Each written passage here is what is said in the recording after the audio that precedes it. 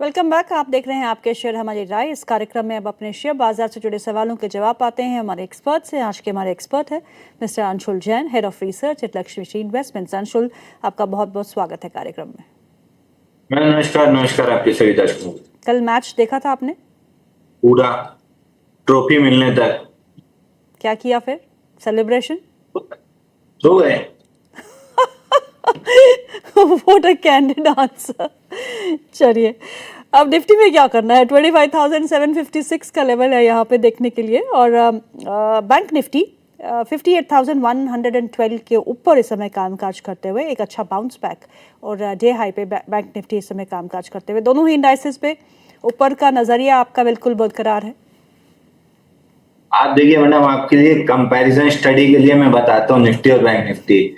Nifty में swing low था 25,718 और ओवरलैपिंग डिफेंस था जो प्रीवियस स्विंग आई था जिसको हमने पार किया था 25,669। दोनों को स्वीप करके इसके ऊपर चल रहा है और डे हाई क्रॉस नहीं हुआ है। तो जैसे डे हाई क्रॉस होगा विच इज एट 25,773.45, जैसे ये लेवल निकलेगा शॉर्ट कवरिंग ट्रिगर होना स्टार्ट हो जाएगी, जिसका पहला टारगेट 25,835 रहेगा और दूसरा टारगेट अगर 25,835 निकलते हैं तो 25,953 रहेगा। बैंक निफ्टी बहुत बेहतरीन लग रही है। बैंक निफ्टी में 75 मिनट्स चार्ट पे जो लास्ट मतलब कोई भी बेरिश वो नहीं था, पैटर्न नहीं था। लास्ट स्विंग हाई जो था जिसमें कोई एफईजी भी नहीं था वो था 58,050 का, जो फ्राइडे को सेकंड कैंडल थी 75 मिनट के चार्ट पे। पहली कैंडल में हमने उसको पंक्चर किया, दूसरी कैंडल में उसके ऊपर गए और नीचे आके क्लोज किए 75 मिनट चार्ट पे। बेरिश शूटिंग स्टार बना तो शॉर्ट्स ने इसको देख के एवरेज किया और अब हम उसके ऑलमोस्ट हाई पे खड़े हैं। जैसे इसका हाई 58,125.95 निकलेगा, बाजार में पहला रेजिस्टेंस 75 मिनट चार्ट पे, क्योंकि वेटेज डेली का ज्यादा होता है लेकिन हम चूंकि 75 मिनट ब्रेकआउट देख रहे हैं, स्विंग हाई 58,254 का एक रेजिस्टेंस है, उसके बाद स्विंग हाई 58,282 का एक रेजिस्टेंस है। और अगर ये ब्रेकआउट सक्सेसफुल होता है 58,050 का तो इसका टारगेट है all time high which is placed at 58,577.5। तो मेरे को लग रहा है यहाँ से हम ऑल टाइम हाई जाएंगे। हम बैंक निफ्टी में बाई दिए हुए बैठे हैं।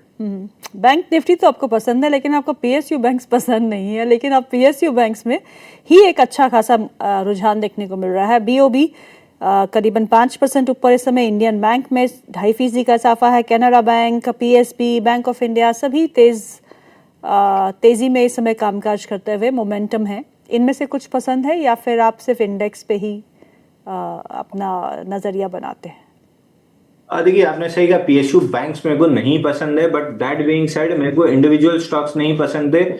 उसमें जो बेस्ट कैंडिडेट था 88 रुपए पे कैन बैंक, वो अभी भी हम अपने फैमिली पोर्टफोलियो में होल्ड कर रहे हैं। 125 रुपए के ट्रेलिंग स्टॉप लॉस से 135 आ गया है। बट मैंने बार बार रिकमेंड किया था कि इंडिविजुअल स्टॉक्स भले नहीं समझ में आ रहा हो, इंडेक्स में क्लियर ब्रेकआउट है पीएसयू बैंक्स 20 में 7,248 का, जिसका target all time high 8,053 plus 10% extension 8,850 बनता है। तो हम खड़े हैं 8,335 पे, हाई बनाए हैं 8,373 का।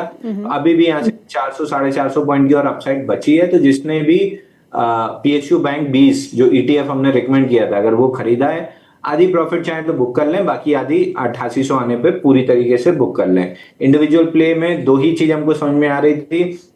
कैन बैंक जो ऑलमोस्ट हाई पे है, फैमिली पोर्टफोलियो में भी है, 125 का स्टॉप लॉस बनेगा, ट्रेलिंग स्टॉप लॉस टूटा तो एग्जिट। एसबीआई 1,000 रुपए हमने डिस्कस भी किया था कि कप कैंडल पैटर्न का ब्रेकआउट है, 45 वीक्स का था शायद, 41 वीक्स का कप कैंडल पैटर्न ब्रेकआउट था 841 पे, 1,000 रुपए का टारगेट था, उसकी तरफ बढ़ रहा है। बाकी कोई स्टॉक मेरे को पसंद नहीं, लेकिन बैंक ऑफ बड़ौदा जरूर ऑल टाइम हाई के ऊपर गैप के साथ ब्रेकआउट दिया, वो भी अर्निंग्स गैप के साथ।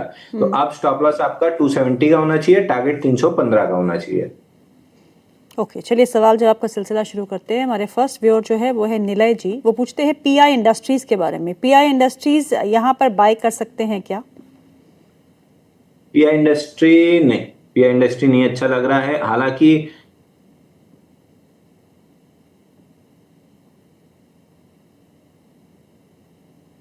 अंशुल, आप हमारे साथ है क्या? 2-3 मिल गया क्या? हेलो। हाँ जी अंशुल जी बताइए। जी। अभी नहीं करना है, लगभग 3200 रुपए के आसपास आएगा तब बाई करेंगे। चलिए स्वाति जैन जी का सवाल है, वो पूछती है, मेरा सवाल जरूर पूछिएगा, ऑफिस स्पेस सॉल्यूशंस में टारगेट क्या होना चाहिए? ऑफिस ऑफिस स्पेस सॉल्यूशन, ये माइक्रो कैप 250 का हिस्सा है, 606 618, ये रेंज अगर निकलती है तो फिर आपका टारगेट बनेगा 660 रुपए, और ये रेंज अगर नहीं निकली तो फिर स्टॉक दिक्कत में आ सकता है। 1 से 2 हफ्ते का समय दीजिए, अगर नहीं निकली तो फिर एक बार दोबारा सवाल जरूर पूछ लीजिएगा, क्योंकि फिर ग्रेविटी का असर आएगा और स्टॉक अपने वजन से नीचे आना स्टार्ट कर देगा। और दूसरा स्टॉक वो पूछ रही हैं, क्रीजैक क्रीजैक क्राइजैक क्राइजैक क्राइजैक नहीं, क्रिस्टल है। अच्छा, CRY होगा, CRY नहीं, ये भी नहीं है। सी आर स्पेलिंग बोलिए एक आई बार। CRIZAC। हाँ, क्राइजैक लिमिटेड। नीचे से मोमेंटम अच्छा आया था अर्निंग्स के बाद, 15-16 अक्टूबर से पुल बैक में गैप फिल हो चुका है, बट फ्रेश मोमेंटम नहीं बन रहा है। 323 निकालना बहुत जरूरी है, नहीं तो फिर ये फेल हो जाएगा। 323 निकलता है तो फिर 347 तक का टारगेट आराम से मिलेगा। बहुत ज्यादा डेटा नहीं है, शायद नई लिस्टिंग है। ओके। अगला सवाल है अनुज कुमार का, वो पूछते हैं, आपका व्यू क्या है हीरो मोटोकॉर्प पे? हीरो मोटोकॉर्प की बाइंग प्राइस है उनकी 4115 रुपए। आपसे जानना चाहते हैं कि इस स्टॉक पे क्या करना चाहिए? हीरो मोटोकॉर्प में जाने को जा सकता है, ये ऑल टाइम हाई अपना, लेकिन वीकली पे ऑर्डर ब्लॉक रेजिस्टेंस पे है। ऑर्डर ब्लॉक है वीकली पे 5673.80, तो 5675 पकड़ लीजिए। जिस हिसाब से रेजिस्टेंस अप्रोच किया है, मोस्ट लाइकली ये ब्रेकआउट देगा। अगर ब्रेकआउट देता है तो फिर all time high 6002 plus 10% extension 6600 का टारगेट खुलेगा।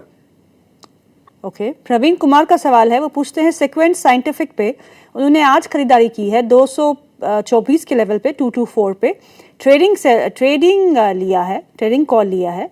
अब क्या करना चाहिए, बेचे या रखे? और दूसरा ATGL में अभी फ्रेश एंट्री ले सकते हैं क्या? Please suggest. सीक्वेंट सुबह हमने बाई दिया था 222.50 में, 230 रुपए में हम रिस्क फ्री हो चुके हैं। अब यहाँ से अगर स्टॉप लॉस कटता है तो घर से कुछ नहीं जाएगा, बाकी 240 रुपए 70 पैसे आते हुए दिख रहा है। दूसरा इनका था ATGL। ATGL 708 रुपए, 640 रुपए के ऊपर टिकना बहुत जरूरी है। फॉलो थ्रू एक्शन इसमें नहीं आया, अदानी एनर्जी सॉल्यूशन में आया, अदानी ग्रीन में आया, थोड़ा बहुत अदानी पोर्ट में आया, बट इसमें और अदानी पावर में नहीं आया। तो जब तक 640 के ऊपर नहीं टिकता है मैं अवॉइड करूंगा। 640 के ऊपर 1-2 दिन क्लोज करता है तो फिर 708 का टारगेट खुलेगा। ओवरऑल स्टॉक तेजी में आगे पीछे चले, बट चलना ऊपर ही है। ओके। अगला सवाल जो है वो है श्वेता जी का, वो पूछती है टाटा एलेक्सी के बारे में। उनके पास टाटा एलेक्सी के शेयर है जो उन्होंने 7400 के भाव पे लिए हैं, और दूसरा ट्रेंड है उनके पास 6350 की खरीद है, facing heavy losses sir. Please suggest करिएगा मुझे क्या करना चाहिए। देखिए, ट्रेंड तो मैं 7277 से बोलते आ रहा हूँ कि बेच दीजिए। 4196 आ रहा है। जब ये लो बना था 4700 का और पुल बैक 6200 मिली थी, तब भी हम क्लियर थे कि एग्जिट कर लेना चाहिए। अभी भी हम क्लियर है कि एग्जिट कर लेना चाहिए। 4196 रुपए आते हुए दिख रहा है।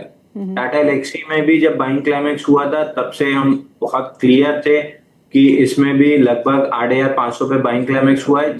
5600 तक इनिशियली आएगा, उसी के आसपास स्ट्रगल कर रहा है। तो एक बार 6057 तक पुल बैक आते हुए दिख रही है, उसके लिए भी 5610 निकलना जरूरी है। तो एक बार इसको होल्ड कर सकते हैं, ट्रेंड तो निकल जाना चाहिए। ओके। अगला सवाल जो है वो है वर्षा गुप्ता जी का, वो पूछती है एस्ट्रा माइक्रो के बारे में। एस्ट्रा माइक्रो है उनके पास और कोल इंडिया है उनके पास। नहीं पूछ रही हैं बाई कर सकते हैं क्या, प्लीज बताएं।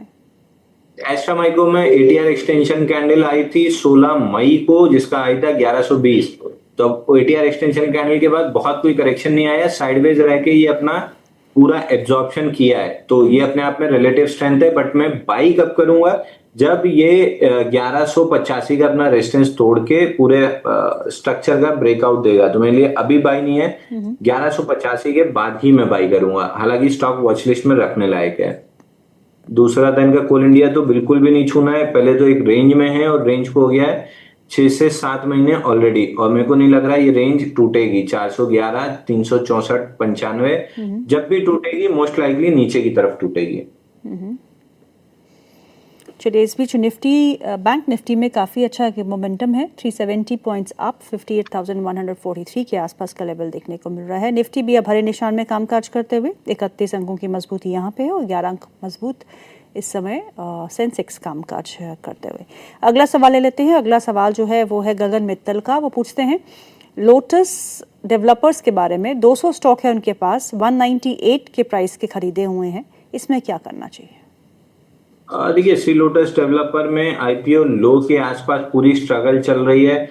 175, 174 का लेवल नोट कीजिए। इसके पास कहीं बुलिश एविडेंस मिला तो आपको बिल्कुल बाई करके चलना चाहिए, अगर नहीं मिला तो अवॉइड करना है। तो अभी डेवलपिंग स्टेज में है।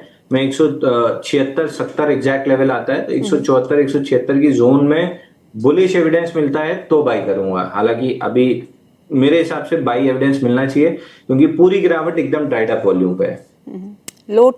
माफ कीजिएगा, लेंस कार्ड के आईपीओ में आप क्या कर रहे हैं अंशुल?